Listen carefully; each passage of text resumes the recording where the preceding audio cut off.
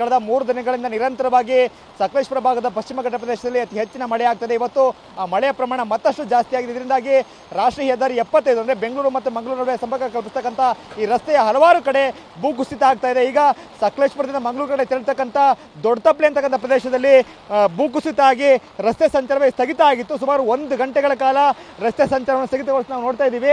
ಇಲ್ಲಿ ಚತುಷ್ಪಥ ರಸ್ತೆ ನಿರ್ಮಾಣಕ್ಕಾಗಿ ದೊಡ್ಡ ಎತ್ತರದ ಬೆಟ್ಟ ಪ್ರದೇಶವನ್ನು ಬಗೆಯಲಾಗಿದೆ. ಸೊ ಅಲ್ಲಿಂದ ನಾವು ನೋಡ್ತಾ ಇದ್ದೀವಿ ಯಾವ ರೀತಿ ನೀರು ಹರಿತಾ ಇದೆ. ಯಾವ ಕ್ಷಣದಲ್ಲಿ ಬೇಕಿದ್ರೂ ಕೂಡ ಅಲ್ಲಿಂದ ದೊಡ್ಡ ಪ್ರಮಾಣದ ಮಣ್ಣಿನ ರಾಶಿ ಹರಿದು ಬರ್ಬೋದು. ಈಗ ಈ ಕ್ಷಣಕ್ಕೂ ಕೂಡ ಮಳೆಯ ಪ್ರಮಾಣ ದೊಡ್ಡದಾಗಿ ಬರ್ತಾ ಇದೆ.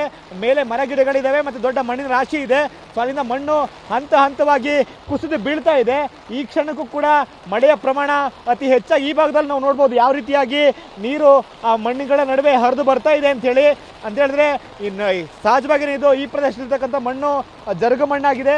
ಹಾಗಾಗಿ ಮಣ್ಣು ಕುಸಿತಕ್ಕಂಥ ಎಲ್ಲ ಸಾಧ್ಯತೆಗಳು ಕೂಡ ಈ ಪ್ರದೇಶದಲ್ಲಿದೆ. ಸೊ ಸತತವಾಗಿ 1 ರಿಂದ 1.5 ಗಂಟೆಗಳ ಕಾಲ ಈ ಮಾರ್ಗದ ಅಂದರೆ ಬೆಂಗಳೂರು ಮತ್ತು ಮಂಗಳೂರು ಮಾರ್ಗದ ಸಂಚಾರವನ್ನು ಸ್ಥಗಿತಗೊಳಿಸಲಾಗಿತ್ತು.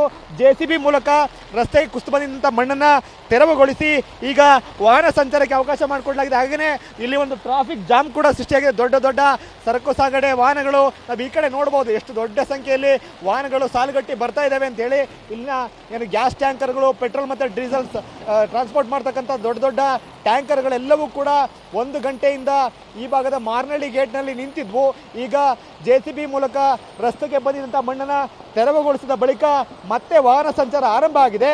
ಸೊ ಇದು ಇಲ್ಲಿಗೆ ಮುಗಿಯುತ್ತೆ ಅಂತೇಳಿ ಹೇಳೋಕ್ಕಾಗೋದಿಲ್ಲ. ಯಾಕೆಂತ ಹೇಳಿದ್ರೆ ನಾವು ನೋಡ್ತಾ ಇದ್ದೀವಿ ಅಲ್ಲಿ ಆಲ್ರೆಡಿ ಸಾಕಷ್ಟು ಮಣ್ಣು ರಸ್ತೆಯ ಕಡೆಗೆ ಬಂದಿದೆ. ಮತ್ತು ಇನ್ನೂ ಮತ್ತಷ್ಟು ಪ್ರಮಾಣದಲ್ಲಿ ಮಳೆ ಜಾಸ್ತಿ ಆದರೆ ಖಂಡಿತವಾಗಲೂ ಕೂಡ ಈ ದೊಡ್ಡತಪ್ಪಲು ಅಂತಕ್ಕಂಥ ಪ್ರದೇಶದಲ್ಲಿ ಮತ್ತೆ ರಸ್ತೆ ಸಂಚಾರ ಸ್ಥಗಿತ ಆಗ್ತಕ್ಕಂಥ ಆತಂಕ ಸಹಜವಾಗಿದೆ. ಸಕಲೇಶಪುರದ ಕಡೆಯಿಂದ ಮಂಗಳೂರು ಹೋಗ್ತಕ್ಕಂಥ ವಾಹನಗಳನ್ನು ಹಾನ್ಬಾಳ್ ಮೂಲಕ ತೆರಳೋದಕ್ಕೆ ಅವಕಾಶ ಮಾಡಿಕೊಡ್ಲಾಗಿತ್ತು. ಮತ್ತು ಈ ಕಡೆ ಮಾರ್ನಳ್ಳಿಯಿಂದ ಹಾನ್ಬಾಳ್ ಕಡೆಗೆ ಶಿಫ್ಟ್ ಮಾಡಲಾಗಿತ್ತು.